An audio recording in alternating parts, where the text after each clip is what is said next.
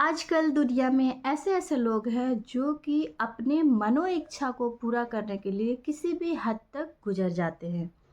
दोस्तों, आज मैं ऐसे ही आपको एक कहानी सुनाने जा रही हूँ जो कि सच्ची घटना है, जिसमें आपको देखने मिलेगा कि एक नई नवेली दुल्हन अपने साथ एक बक्सा लेकर आती है और उस बक्से के साथ कुछ ऐसा करती है जिसे देखकर आपके रोंगटे खड़े हो जाएंगे।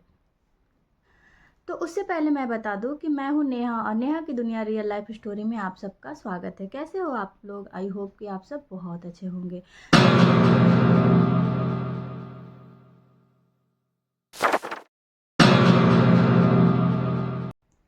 दोस्तों, ये कहानी है उत्तर प्रदेश के लखीमपुर खीरी जिले के तहसील लगता है मितौली। उसी तहसील में एक गांव है मनवा नगर, वही का ये घटना है।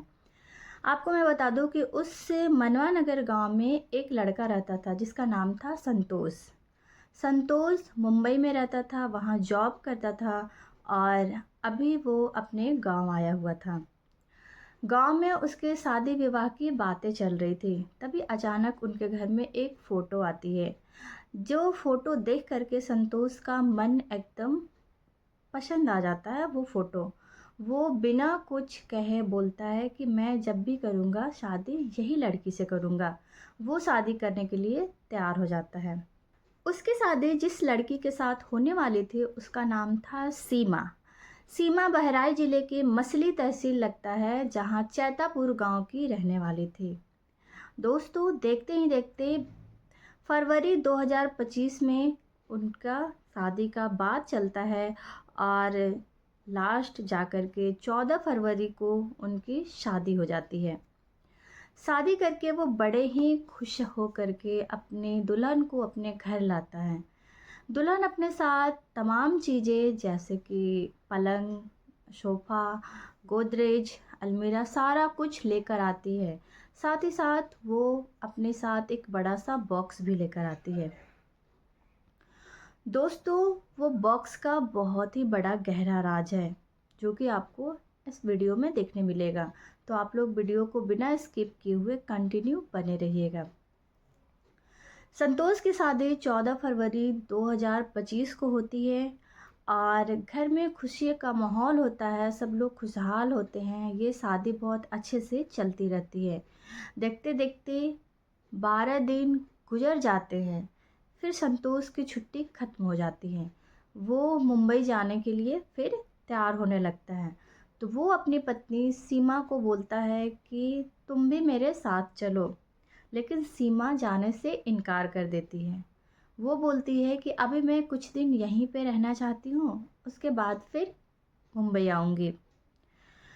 लेकिन और एक बात है कि शादी के घरों में उसका रूम में जितने सारे बेड, अलमीरा सारा कुछ भरा पड़ा था, तो उस रूम में जगह नहीं पड़ रहा था, जिसके वजह से उसका साथ में लाया हुआ बॉक्स बाहर रखा हुआ था।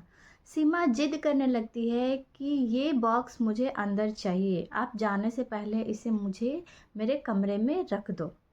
संतोष बोलता है कि क्या हुआ, सामान ही न रखना है, तुम सामान ला करके बाहर यहाँ रख दो, कोई दिक्कत नहीं है। लेकिन सीमा जिद करने लगती है। वो उस जिद के पीछे झुक जाता है। वो बोलता है कि अगर ये बॉक्स को अंदर रखेंगे तो अलमीरा को बाहर करना पड़ेगा। सीमा बोलती है कोई दिक्कत नहीं है, अलमीरा को बाहर कर दो, लेकिन मुझे मेरा बॉक्स अंदर चाहिए। हालांकि उसके जो पलंग थे उसमें भी बहुत बड़ी बॉक्स थी, अलमीरा के अंदर भी सामान आ सकता था और सीमा के साथ इतने सारे भी सामान नहीं थे जो कि इससे ज़्यादा होंगे। लेकिन फिर भी वो बॉक्से को अंदर लाने की जिद करती है। संतोष जाने के एक दिन पहले वो बॉक्स को घर के अंदर रख देता है। वो चाहता है कि चाहे जैसे भी, अगर सीमा खुश है बॉक्स को अंदर लेकर के तो अंदर मैं कर ही देता हूँ। वो बॉक्स को अंदर रख देता है। उसके बाद फिर दूसरे दिन वो मुंबई चला जाता है।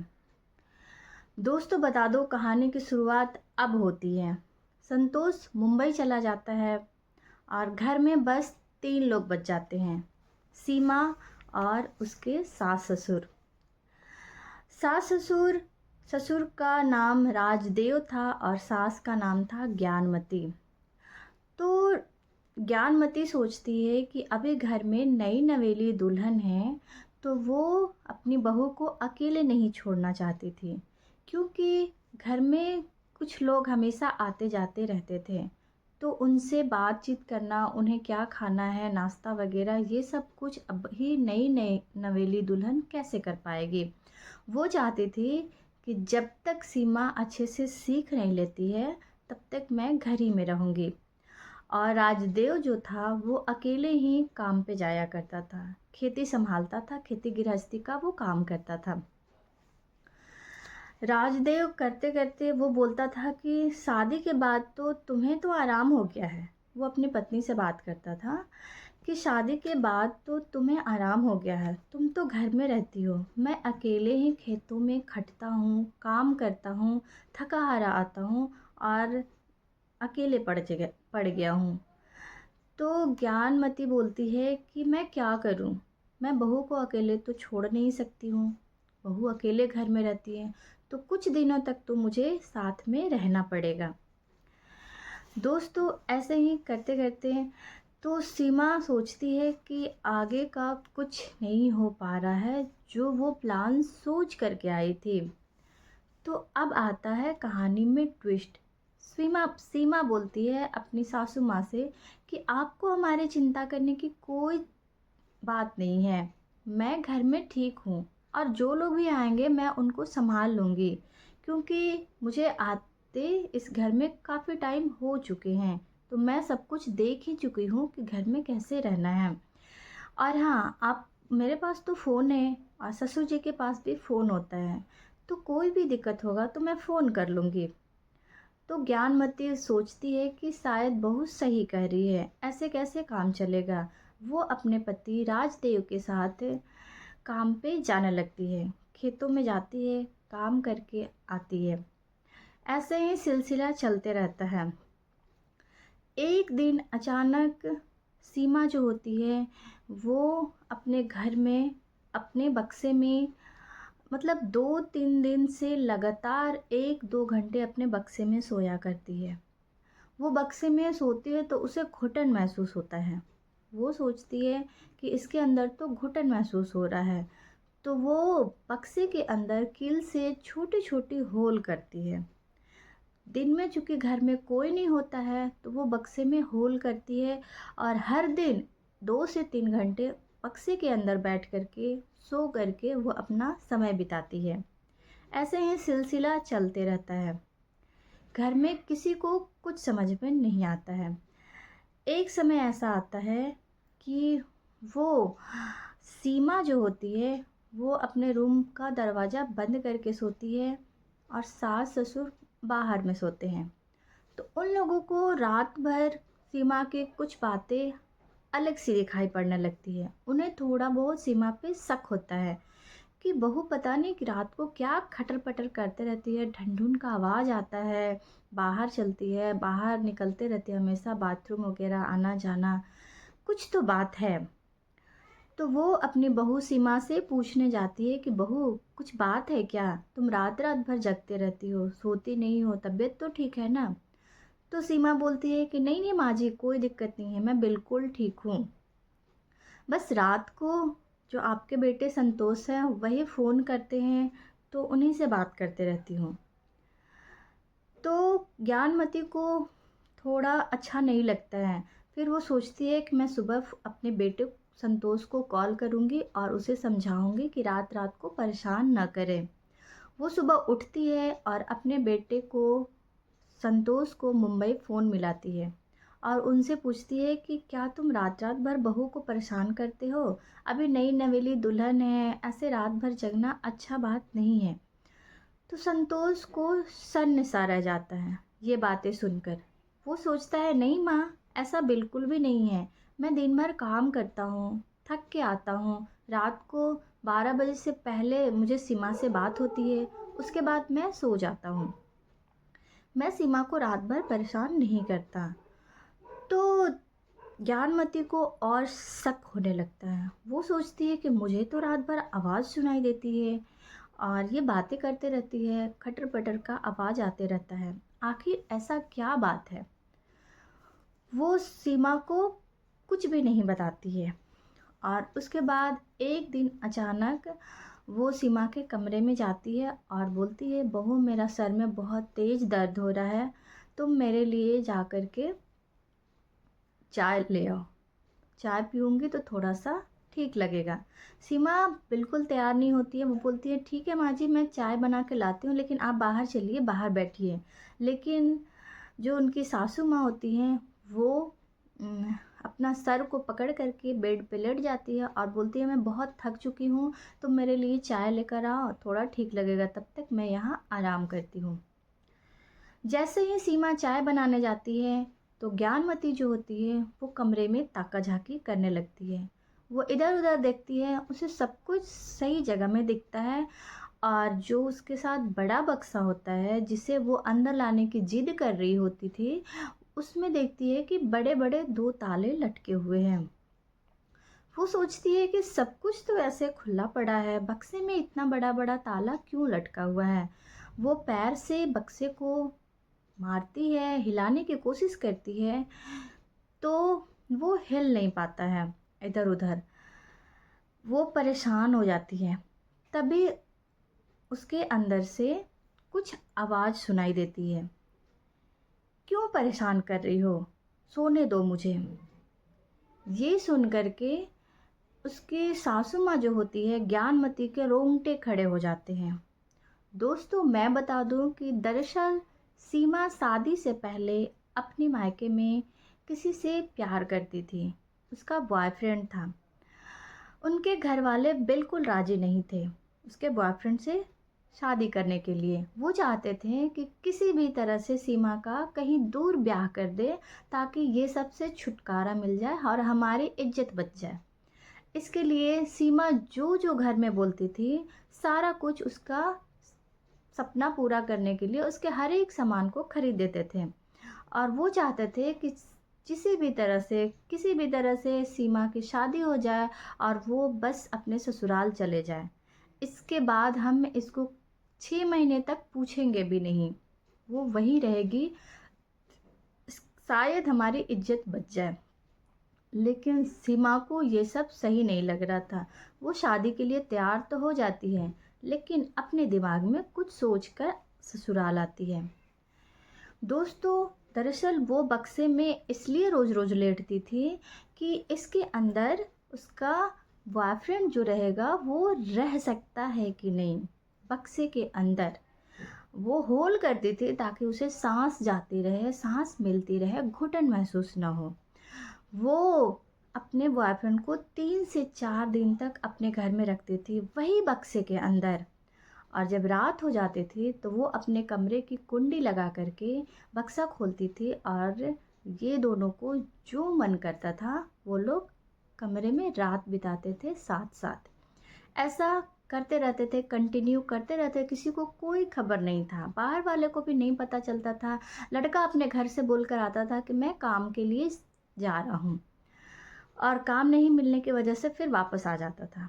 ऐसे ही एक बार हो गया, 2 बार हो गया, तीसरी बार जब वो लड़का आता है और वही बक्से में सोया रहता है, चूँकि उसे बहुत ज़्यादा गर्मी महसूस होती है, घुटन महसूस होती है, लेकिन जैसे-तैसे वो दिन गुज़ारता था। समय मिलता था तो सीमा उसे दिन में भी बाहर निकाल लेती थी, रात को भी बाहर निकालती थी, दोनों साथ में समय बिताते थे। दोस्तों जब ज्ञानमती उस दिन बक्से को पैर मारती है, खिसकाती है, तो उसके अंदर से जो आवाज़ निकलता है वो सुन कर के उसके रोंगटे खड़े हो जाते हैं।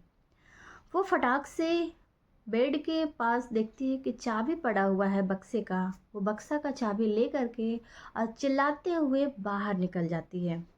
बाहर निकलती है तो मोहल्ले के अगल-बगल के लोग भी इकट्ठे हो जाते हैं।